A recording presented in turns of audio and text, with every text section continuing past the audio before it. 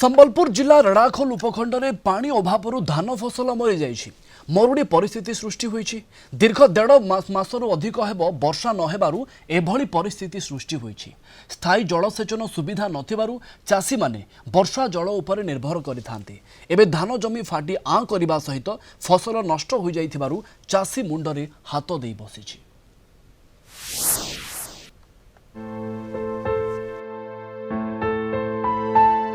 उजुड़ा खेतरे मुंडरे हाथ दे बसिछि चाषी। बोही जाउछि धार धार लुह। परिवार चलाइबा ओ धार करज सुझिबा चिंता एबे घारिछि। सबुज धान खेत लहड़ी मारिबा बदलरे धान गछ सबु मरी सुखी जाइछि। ए दृश्य हेउछि संबलपुर जिला रेढ़ाखोल उपखंडर नाकटी देउळ एवं रेढ़ाखोल ब्लॉक अंचलर। 1.5 मासर ऊर्ध्व वर्षा न हेबारु एभली परिस्थिति सृष्टि होइछि। भरतापुर और कदलीगढ़ पंचायत रे धान बाहरिबार बहु पूर्वरु वर्षा छाड़ी जाइथिला। बिलरे जहा पानी थिला सुखी गला। धान बाहरी पारिला नाही। पानी अभावरु ठिया ठिया जळीगला धान फसल। वर्तमान धान तिस्ती डाबले काना कहमु आया पूरा माटी फाटी धान गछ जेंडा हेइतरा गुटे गुटे भी पर्चा मरी गला। 2 मास होला पर वर्षा पर छाड़ी देला। जहाला आकाश पानी जेंडा टिके टिके हेइतरा भी बोला आ गुटे जुड़े वर्षा भी ना हैला सब गोटे पर्चा मरी गला।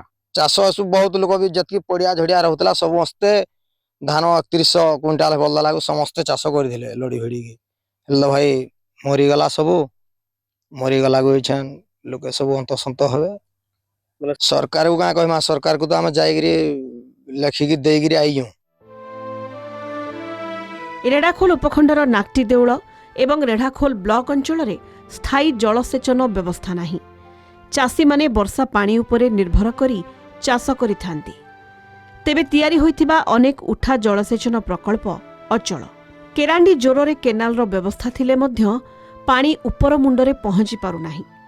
केउठी माटी फाटी आं कलाणी तो केउठी धान फसल नष्ट होई पाळ हेबारु बिलरे गोरु गाई चरिलेणी।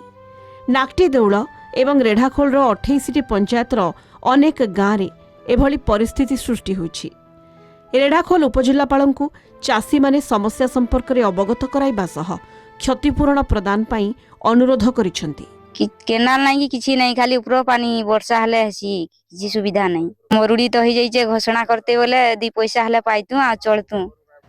तांकर जो चाष हेछि सेटा पूरा प्रॉपर माने भलो धान हेनी। आमे एटा हमर सब डिविजन एग्रीकल्चर ऑफिसर छन तांक सहित plus district planning and monitoring unit तांको दुईजन सहित कम्युनिकेशन करिछि आ निश्चित भाव यार पदक्षेप आमे नेबो। चलित वर्ष कम वर्षा जोगु रेढ़ाखोल उपखंड रे विभिन्न गाँव रे मरुड़ी स्थिति देखिबाकू मिलिछि। देखिबाकू बाकी रहिला प्रशासन एथिप्रति केते गुरुत्व सह नेई एही उपखंडर विभिन्न गाँ को मरुड़ी घोषणा केबे करूछि।